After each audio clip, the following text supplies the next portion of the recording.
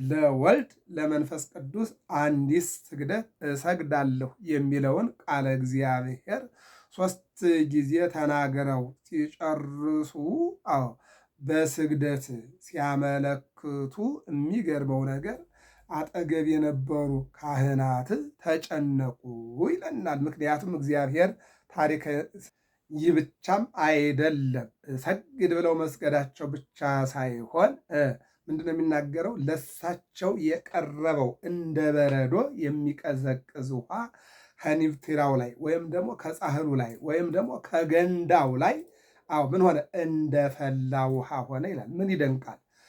ትንቢተ ዳንኤል ምዕራፍ 3 ላይ ስንመለከት አናንያ፣ አዛርያ ሚሳኤልን ናቡከደነጾር ለማቃጠል ትልቅ እሳት አንድዶ ወደ እጅና እግራቸው ታስሮ ወደዚያ እንዲወረወሩ ሲያደርጋቸው እሳቱ ምን ሆኖላቸዋል? ውሃ ሆኖላቸዋል። ምን ይደንቃል! ቅዱስ ቂርቆስና ኢየሉጣ በፈላ ውሃ ውስጥ እንዲገቡ ተደርጎ ምንድነው? ድምፃ ለጽህርት ከመነጎድጓደ ክረምት ይፈርህዎ ለሞት ቅዱሳን ሰማዕት። እንደ ክረምት ነጎድጓድ ውሃው እየጮኸ እየፈላ ባለበት እናትና ልጅን እስክንድሮስ የተባለ ክፉ ሰው ሲወረውራቸው እንደ ጧት ቀዝቃዛ ውሃ ሆነላቸው ይለናል። ሰው አይችልም፣ እግዚአብሔር ግን ይችላል። እግዚአብሔር ይክል ኩሎ ወአልቦ ዘይሳነው። እግዚአብሔር ሁሉን ይችላል፣ የሚሳነው የለም። መድኃኔዓለም የሚሳነው የለም። እግዚአብሔር የሚሳናቸው የለም ቅዱሳን። ስለዚህ ለጻድቁ ያ የቀዘቀዘ ውሃ በተአምር ፈልቶ ተገኝቷል የሚለውን የራሳቸው ገድልና ስንክሳር የተባለው መጽሐፍ ላይ ስንመለከት ይህን እናነባለን። ይህን የተመለከቱ ካህናት ደንግጠው ወጠው ሲሮጡ ይላል ቅዱስ ሩፋኤል ሊቀ መላእክት ተገልጦ አትፍሩ፣ ተመለሱ፣ ይልቁንም የእግዚአብሔርን ድንቅ ሥራ ንዑርዩ ዘንተ መንክረ ወዘምሮ ዘምሩ በእንተ ምስጢር ዘተከስተለነ። ይህን ምስጢር፣ ይህን ድንቅ ሥራ፣ ይህን ድንቅ ታምር ተመለሱና ተመልከቱ፣ ይልቁኑ ከጠበሉ ራሳችሁን ተቀቡ። ሕፃኑ ዜና ማርቆስ እግዚአብሔር ታምር የሚገልጥበት ታላቅ የእግዚአብሔር መገለጫ ታምረኛ ጻድቅ ስለሆነ በጸበሉ ተጠመቁ እንጂ ይህን ታምር ይህን ድንቅ ነገር እዩ እንጂ ወዴት ትሄዳላችሁ አሏቸው። ተመልሰው በጸበሉ ተጠምቀው ችግር ያለባቸው በሙሉ ችግራቸው ተፈቶላቸዋል። በሽታ ያለባቸው ከበሽታቸው፣ ደዌ ያለባቸው ከደዌያቸው ነጽተዋል ብሎ ሕፃኑ ግን 5 ዓመት ሲሞላው ወደ ጉባኤ ቤት ገብቶ በአጭር ጊዜ እንደ ቅዱስ ያሬድ፣ የሚገርም ነገር ነው። ቅዱስ ያሬድ 7 ዓመት ቃለ እግዚአብሔር አልገባው ብሎ ሲጨነቅ ከቆየ በኋላ አጎቱ ለምን ትምህርት አትማርም አትይዝም ብሎ ቢገርፈው የገረፍከኝ እኮ አጠገብ ስላገኘህ ነው ብሎ ወጥቶ ሄዶ ዛፍ ስር ቁጭ ብሎ አንዲት ዛፍ 6 ጊዜ ወደ አንዲት ትል ማለት ነው ወደ ዛፍ ቀና ብላ የምትመለከት ትሉ 6 ጊዜ ወጥቶ በሰባተኛው ፍሬውን ሲበላ ያያል። ማን ነው? ቅዱስ ያሬድ። ትሏ ወደ ዛፉ 6 ጊዜ ወጣች፣ 6 ጊዜ ወደቀች። በሰባተኛው ግን ወጣችና ፍሬውን በላች። ለካም ካሰቡት ቦታ ለመድረስ 6 ጊዜ መውደቅ ይጠይቃል አለና ተመልሶ በ3 አዕዋፋትና በሱራፌል በኪሩቤል ይልቁንም ብሉያት አዲሳት ሊቃውንት መነኮሳት ተገልጠውለታል ነው የሚለን። ስለዚህ ሁላችንም የቅዱሳኑ ሕይወት ወይም ደግሞ የቅዱሳኑ አባቶቻችን ታሪክ እንዲገጥመን መልካም ፈቃድ ይሆንል። በአጭር ጊዜ ብሉይ ሐዲስ አጠናቀቀ፣ ዲቁናን ተቀበለ፣ ወደ ቤቱም ተመለሰ። መንገድ ላይ ሽፍቶች አግኝተው በትራቸውን ቀምተው አንገላቷቸው፣ ይልቁንም ገረፏቸው ይልና ወዲያውኑ ግን ያች በትር እባብ ሆና ሽፍቶችን በላቻቸው ይላል። ይሄ ዘጸአት ምዕራፍ 4 ላይ ሙሴ በትር ያዘ፣ በትሩንም ወደ መሬት ሲጥለው እባብ ሆነ፣ እባቡንም ሲያነሳው በትር ሆኗል። አሮን በትሩን እባብ ሆኗል፣ እንደገና ደግሞ እባቡ በትር ሲሆን እናያለን። የግብፅ ጠንቋዮችና ጥበበኞችም በትራቸውን እባብ አድርገዋል። ነገር ግን የሙሴ በትር ነገር ግን የአሮን በትር የግብፃውያንን የጠንቋዮቹንና የአባዮቹን በትር ስትውጥ እናያለን። ቅዱሳን እንዲህ ናቸው ማለት ነው። በአጭሩ ግን ወዲያው ያች በትር ባቦና ሽፍቶችን አጥፍታቸዋለች። ጻድቁ ለቤተሰብ እየታዘዙ ንጽህናቸውን እየጠበቁ የሚገርመው ነገር ኑረው 30 ዓመት ሲሞላቸው እናት አባት ያው በጥበብ በሞገስ ያሳድጋሉ። መጨረሻ ላይ እንግዲህ የእናት አባት ድርሻ አስተምሮ አሳድጎ ትዳር እንዲይዝ ማድረግ ነው አይደለ?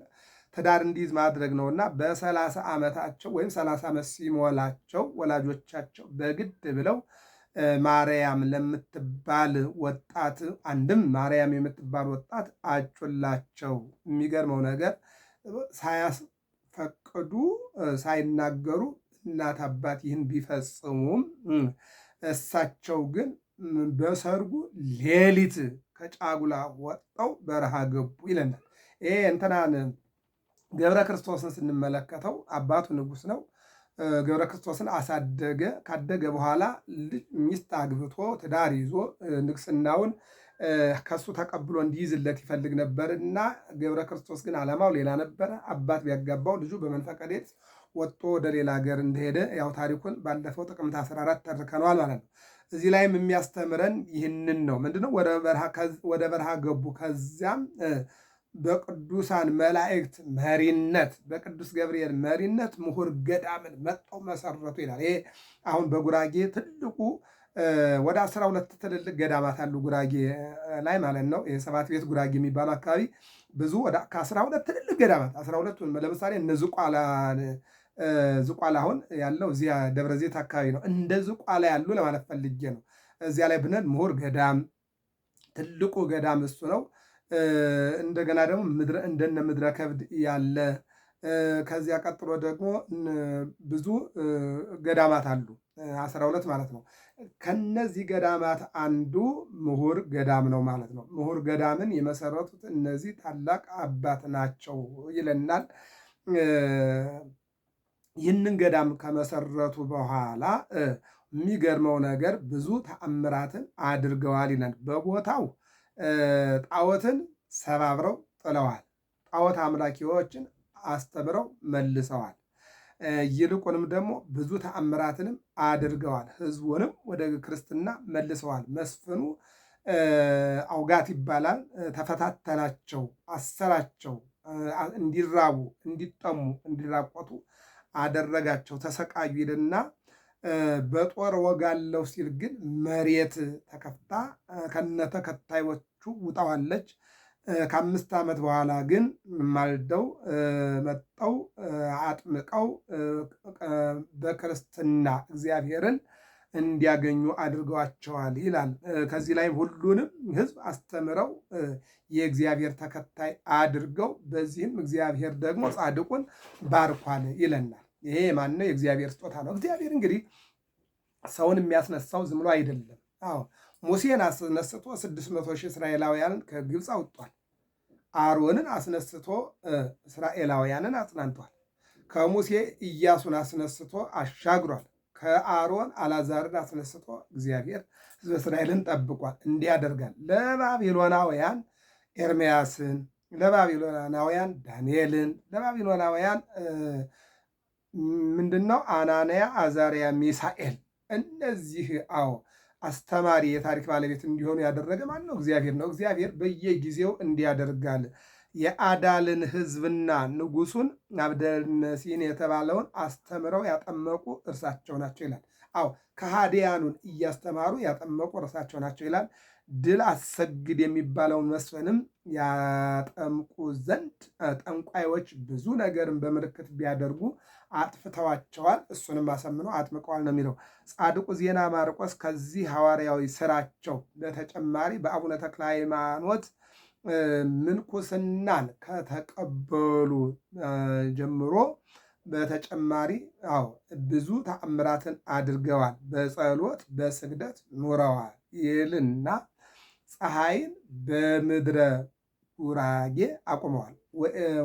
ወኢያሱኒ በገባዖን ፀሐይ አቀመ። ኢያሱ 10:10 ላይ ኢያሱ በገባዖን ፀሐይን አቁሟል፣ በኤላምም ጨረቃን አቁሟል ይላል።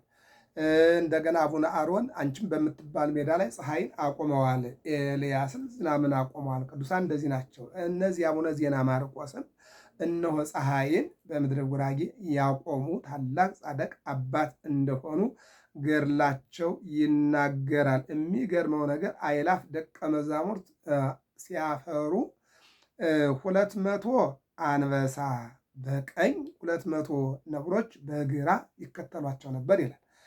ነበረ በገዳም ወበአታት እንዘይትየዘዙ ሎቱ 60 አናብስት ወ60 አናብርት። ገብረ መንፈስ ቅዱስ ከግብፅ ወደ ኢትዮጵያ ሲመጡ 60 አናብስትና 60 አናብርት ተከትለዋቸዋል። እንደዛ ማለት ነው። እነዚህ 200 400 ነው ማለት ነው። ከዚህ በተረፈ እንግዲህ ብዙ ገዳማትን መስርተዋል፣ አስቀምጠዋል። በስተመጨረሻም የምህረት ቃል ኪዳን ከፈጣሪ ዘንድ ተቀብለው ታኅሳስ 3 ቀን በ140 ዓመታቸው ምን ሆነ አርፈዋል ነው የሚለው።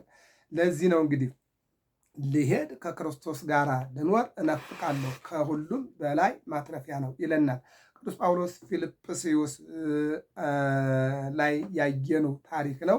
እንግዲህ ቅዱስ ጳውሎስ በነገራችን ላይ ከምንድን ነው የመጣ ስንል የመጣበትን እናውቀዋለን አይደል? አሳዳጅ ነበረ፣ አቃጣይ ነበረ፣ ገዳይ ነበረ፣ አሳሪ ነበረ፣ ገፋፊ ነበረ፣ ወንበዴ ነበረ። ከዚህ አመጣና ታሪኩን ለውጦለት ዓለምን ንቆ ፊልጵስዩስ ምዕራፍ 1 ቁጥር 23 ላይ እንዲህ አለን። ምንድን ነው የሚለው? በእነዚህም በሁለቱ እጨነቃለሁ አለ። የትኛው በሁለቱ? አንዱ ልሄድ ከክርስቶስ ጋር ልኖር እናፍቃለሁ አለ። መሄድ እፈልጋለሁ ከክርስቶስ። ይህን ዓለም አልፈልገውም፣ መሞት እፈልጋለሁ ማለት ነው ባጭሩ ማለት ነው። ዛሬ ሞትን የሚፈልግ የለም። ተጨንቆና ተቸግሮ ወይም ደግሞ ተገዶ ካልሆነ በስተቀር በራሱ ፈቃድ መሞት የሚፈልግ የለም። ቅዱስ ጳውሎስ ግን መሞት እፈልጋለሁ፣ ልሄድ እፈልጋለሁ፣ ከሁሉ ይልቅ እጅግ የሚሻል ነውና ይላል። ነገር ግን በሥጋ መኖሬ ስለ እናንተ እጅግ የሚያስፈልግ ነው። ይህንንም ተረድቼ በእናንተ ዘንድ እንደገና ስለመሆኔ በእኔ መመካታችሁ በክርስቶስ ኢየሱስ ይበዛን ዘንድ በእምነት ታድጉና ደስ ይላችሁ ዘንድ እንድኖር ከሁላችሁም ጋር እንድቆይ አውቃለሁ አለ። አያችሁ ምንድን ነው ያለው? በእነዚህ በሁለቱ እጨነቃለሁ አለ። ልሄድም እፈልጋለሁ ከክርስቶስ ጋር ልኖር አለ። እጅግም ከሁሉም እጅግ የሚሻል ነውና አለ። ቀጠለና ደግሞ ነገር ግን በሥጋ መኖሬ ስለ እናንተ እጅግ የሚያስፈልግ ነው አለ። እናንተን ለማስተማር፣ እናንተን ለማጽናናት፣ እናንተን ወደ እግዚአብሔር ለማምጣት። ይህንንም ተረድቼ በእናንተ ዘንድ እንደገና ስለመሆኔ በእኔ መመካታችሁ በክርስቶስ ኢየሱስ ይበዛ ዘንድ በእምነት ታድጉና ደስ ይላችሁ ዘንድ እንድኖር ከሁላችሁም ጋር እንድቆይ አውቃለሁ አለ። ልሄድ ከክርስቶስ ጋር ልኖር እናፍቃለሁ። ልሄድ ከክርስቶስ ጋር ልኖር እናፍቃለሁ። ገብረ መስቀል ሚዲያ ነው። ሰብስክራይብ፣ ላይክ፣ ሸር አድርጉ። እግዚአብሔር አምላክ ሀገራችን ኢትዮጵያን ይባርክልን፣ የሰላም በዓል ያድርግልን።